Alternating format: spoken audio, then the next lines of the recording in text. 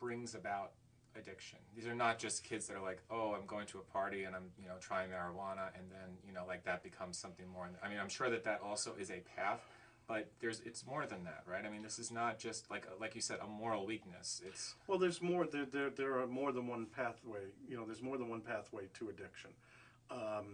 Some of it is genetically predisposed. I mean, we've identified that alcoholism has a gene that we can recognize. So there's already people who are predisposed to having problems with alcohol, and all it takes is opportunity meeting that response, and you've got an addict in the making.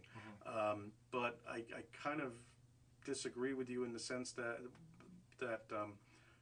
sometimes it is just kids going to a party and getting high on marijuana starts that cycle, because so that could start a cycle which could lead to something stronger. Absolutely, because what you have to understand is there's a pool of people, kids, who are out there using and partying. Not all of them become addicted, but there's a group that from day one have set that into motion. Because of possibly genetic predisposition. Because of predisposition, and also potentially, I mean, addiction has several levels. First, there's use. Yeah. First, there's use. Then you go to a party, you hang out, you drink a few beers, and now all of a sudden you want to be cool and hang out with kids and smoke pot or whatever. Right. Then the next level is there are people who use, but then out of that group there'll be people who abuse. Okay, and that from that group who are abusing it, getting blackout drunk, using prescription pills improperly, any number of things, they'll be abusing, drugs and substance, alcohol and substances. And then from the abuse level, now you kind of pass that line into addiction, where the body has gone through a cycle of responses. What ends up happening is what people don't understand, the medical model of addiction, as I understand it, I'm not an expert, but I've worked in this area a long time.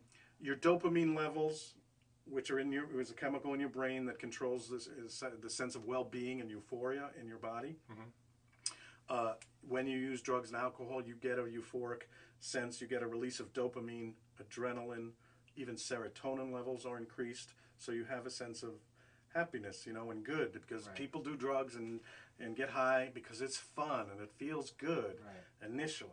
But what ends up happening is you get this response and you go up on the cycle of how good you feel. But what people don't realize is after you stop using for that period of time, your baseline level of feeling okay, if it's right here, you dip a little below it.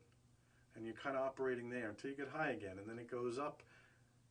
And then it might not get right away, it might not happen right away, but eventually that height won't be quite as high. You need more. But as you go further down, you now dip below the line further of well-being. And that cycle continues the longer abuse, and addiction goes on. So the swings are greater. And what ends up happening is the high is not as good and the lowers are low. So you need even more, not to feel good, but just to feel normal. Yeah. To even get back up to your baseline sense of I'm okay. And I could see that being overwhelming for the person who's addicted. Absolutely. Like just physically overwhelming. Forget about emotionally, just physically overwhelming. Well, and one of the pathways to addiction that we've becoming to understand in this country is it didn't just happen to the bad kid who's hanging out with the wrong crowd. Right. I know many people myself whose son was a lacrosse player, got a back injury, and a doctor freely threw him, OxyContin. Well, that's a really addictive substance that was marketed as just okay for people. And what people don't understand, if you've never witnessed it yourself, you consider yourself lucky to watch a person what they call dope sick, meaning opioid or heroin sick, because the pains and the agony that person, it's almost the lack of compassion to understand how much they suffer is really marked.